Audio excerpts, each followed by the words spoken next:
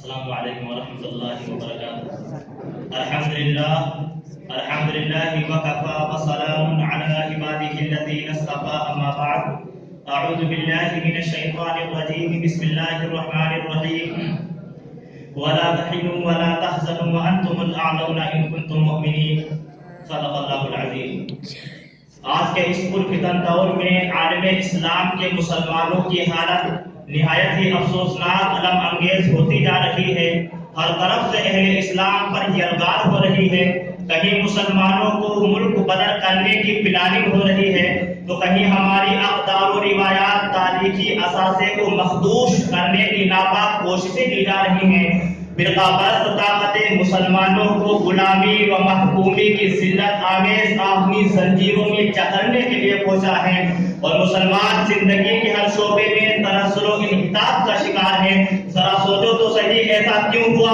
اتنی بڑی مصیبت کیسے آئی؟ پوری دنیا سے اسلام اور مسلمانوں کی عزت و عظمت رعب و دبدبہ کیوں کا ختم ہوا؟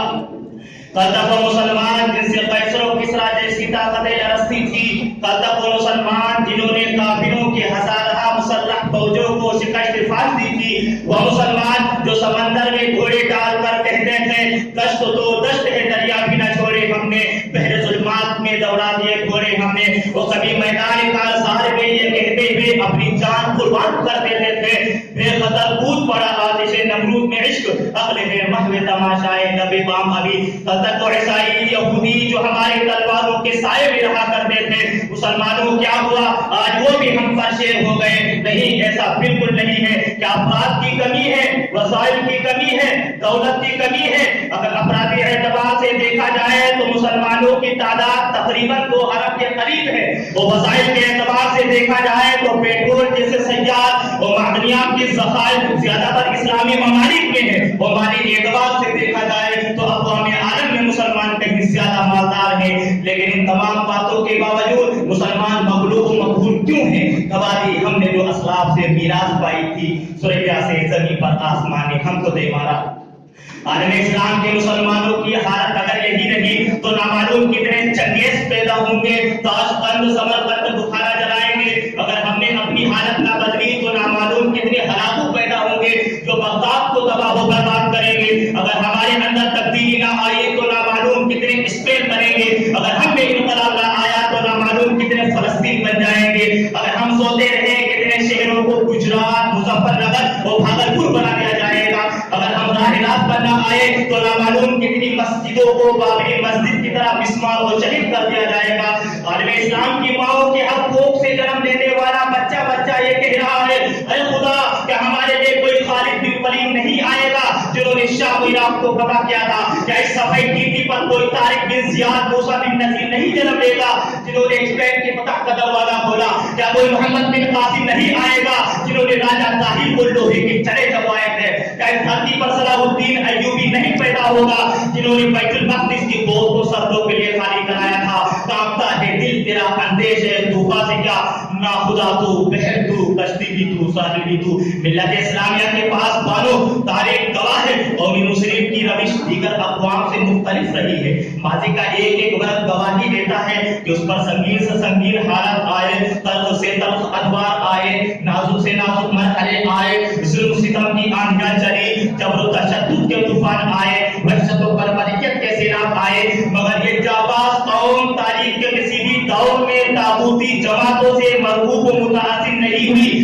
حریفوں و رقیبوں کی کثرت سے خائف و ہراساں نہیں ہوئی، حالات کے سامنے سپر نہیں ڈالا بلکہ چلی اور چلتی رہی، بڑھی اور بڑھتی رہی اس نعرے دلکش کے ساتھ۔ باطل کی ہو کتنی ہی طاقت، باطل کی اطاعت کیا مانا؟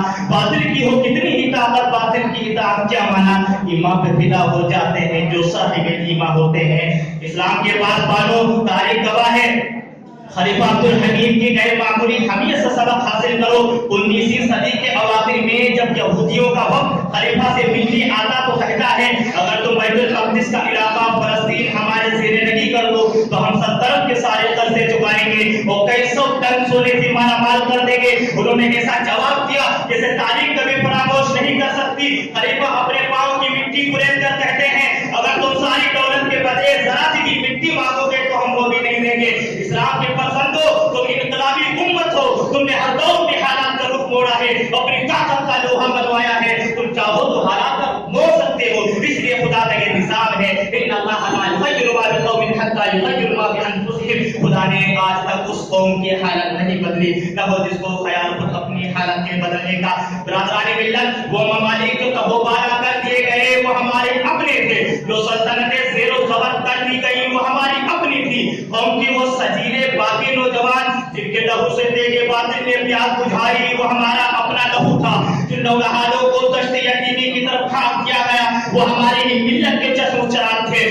جن پاکدامن خواتین کی ردائے عفت و عصمت کو تار تار کیا گیا وہ ہماری اپنی بہنیں اور بیٹیاں تھیں۔ جن بستیوں اور آبادیوں کو خنڈرات میں تبدیل کر دیا گیا وہاں ہمارے اپنے بہتے اور بستے تھے۔ جن گلیوں اور شہروں کو ویران کر دیا گیا وہاں ہمارے ابرو کے جب قدم سے رونق و چہل پہل تھی۔ دوستو اٹھو، آج بھی ہم عالم اسلام کے مستقبل کو امن و آشتی کی آماجگاہ ترقی یافتہ بنا سکتے ہیں۔ اٹھو، قرآن و سنت نبی کا دامن تھام لو، واعتصموا بحبل اللہ جميعا ولا تفرقوا کو التجا بنا لو، اپنے اندر مجھے بلال شان فاروقی پیدا کرو، سبق پھر پر صداقت کا، عدالت کا، شجاعت کا کیا جائے گا، تجھ سے کام دنیا کی امامت کا۔ وآخر دعوانا الحمدللہ۔